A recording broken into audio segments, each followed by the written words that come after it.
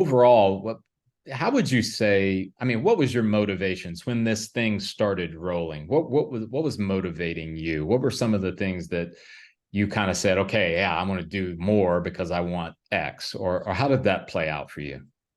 Well, so parts of this story I'm going to be very embarrassed to talk about. Well, and Jim, if you remember, because we've been talking about this for a while, I wanted to be very sensitive to you being willing to be embarrassed and to be vulnerable. So thank you. Well, I mean, we're talking about emotional intelligence, and I think it's important to be vulnerable in those ways. I mean, I'm not going to give gory details, but I think overall, I think it's very important. Um, Let me also say very, very clearly that all of the business partners and all of the employees in one way or another helped the success of the company. Yeah, I believe that. That we all had different functions and different things that we did for the company. Mine was to drive the company, and that's what I'm going to focus on with our conversation today.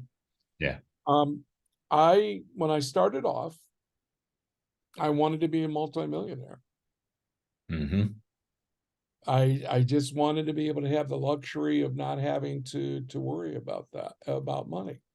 Mm-hmm.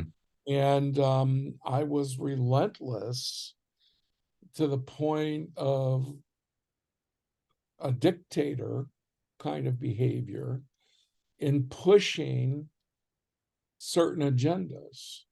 Mm-hmm. And I'll get to this other point down the road. One of the main things that I wanted to do, though, at the same time, so I had this war going on in my head or even in my soul. Uh, Mm-hmm. I wanted to help people out that were the least, the last, and the lost. Mm-hmm. So we very early on started hiring people that other people did not find hireable.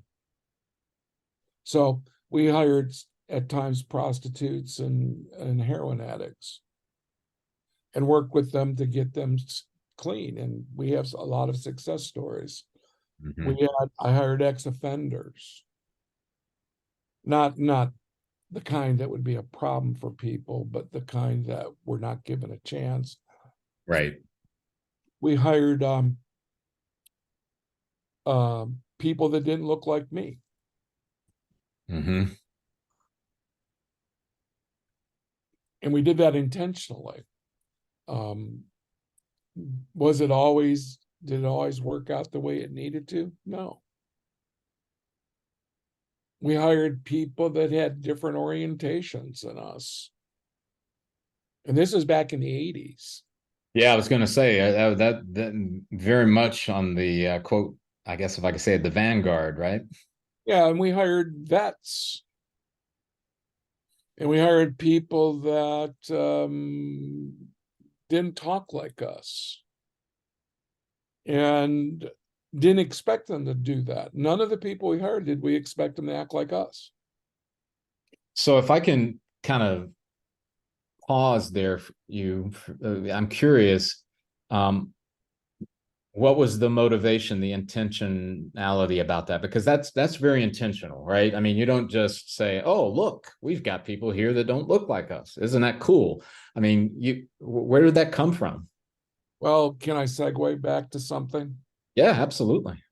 So I grew up in Detroit and we lived in a little Polish neighborhood. And I knew that my future was set with the Ford Motor Company. I was going to be working in the assembly line. I was going to have a track house. I was going to get married to a little Polish woman, and we were going to have kids and a dog and a cat and drink Stroh's beer and watch hockey. All right.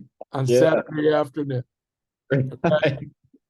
And then have cookouts at other times.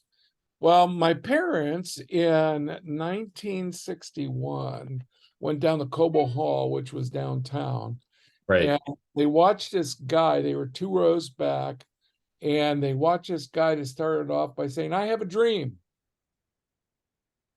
Wow. Yes, and that guy changed my life along with everybody else's.